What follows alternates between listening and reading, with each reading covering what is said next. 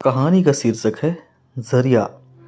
मोहन अक्सर रविवार को अपने दोस्तों से मिलने अपनी बाइक से ही जाता था, मगर इस बार पत्नी मेघा के कहने पर उसने गैरेज से खड़ी हुई अपनी कार लेकर जाना ही अच्छा समझा। कुछ दोस्तों से मिलते मिलाते दोपहर हो गई थी, सो वह वापस घर जाने के लिए निकला ही था कि रास्ते में गाड़ी बंद पड़ गई।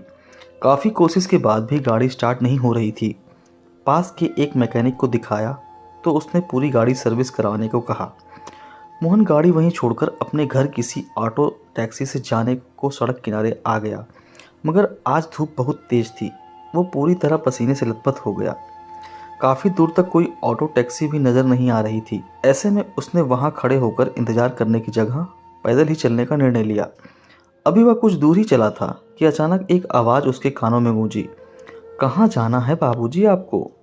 मोहन ने पीछे मुड़कर देखा तो एक 45-50 वर्षीय बूढ़ा आदमी साइकिल रिक्शा लिए उसके पास आकर खड़ा हो गया था। जाना तो बहुत दूर है बाबा, धूप भी बहुत तेज है और फिर तुम्हारा यह रिक्शा ऊपर से ढका हुआ भी नहीं है।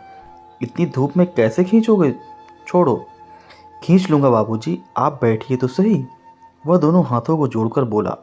धूप बहुत तेज हो रही थी, सो मोहन ने बैठना मुनासिब समझा।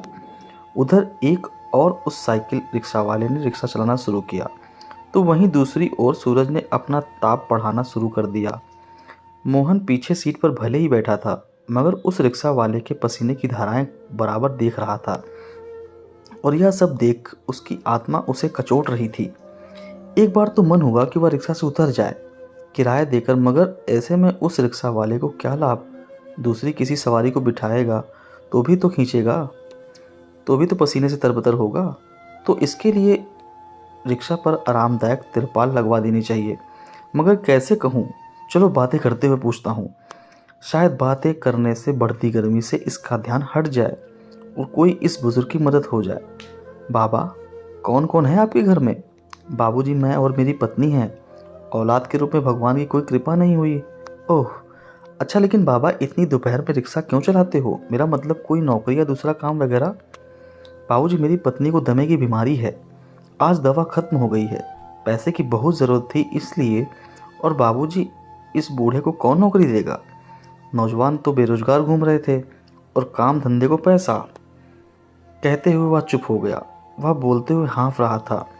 रास्ते में गन्ने के रस के ठेले पर मोहन ने रिक्शा रुकवा दिया ताकि वह बुजुर्ग थोड़ा आराम कर सके। 2 गिलास रस लेकर मोहन ने पूछा, अच्छा बाबा, हमारे ऑफिस में गार्ड की जगह खाली है, आप वहाँ नौकरी? क्या नौकरी? हाँ बिल्कुल कर लूँगा बाबूजी। इतना ही नहीं, वहाँ रहना और खाना फ्री। वह रिक्शा वाला उसी जगह खड़े हो मोहन के पैरों में झुकने लगा। आपने तो मेरे रिक्शा में नहीं बल्कि मेरे परिवार पर ही छत बनाकर हमेशा के लिए ठंडक ला दी। अरे बाबा, आप मेरे पिता की उम्र के हैं, ऐसे मत कीजिए। और मैं कौन हूँ? वो सब भगवान करता रहता है ऊपर बैठकर। हाँ सही है, भगवान सब जगह नहीं पहुँच सकता है तो अपने बंदों को भेज देता है, ऐसा मैंने अपने माँ बाबूजी से सुना था। मोहन मुस्कुरा भर दिया। घर पहुंचकर उस रिक्शा वाले को किराए के साथ साथ अपने ऑफिस का पता दिया ताकि अगले दिन वह ड्यूटी पर पहुंच सके। दोस्तों, किसी की ज़रूरत नहीं, जरिया बनिए ताकि किसी की ज़िंदगी संवर जाए। दोस्तों, उम्मीद करता हूँ ये भावुक कहानी आपको पसंद आई होगी। अगर पसंद है वीडियो को लाइक करें, शेयर करें और चैनल पर नए हो तो चैनल सब्सक्राइब करना ना भूलें। धन्यवाद।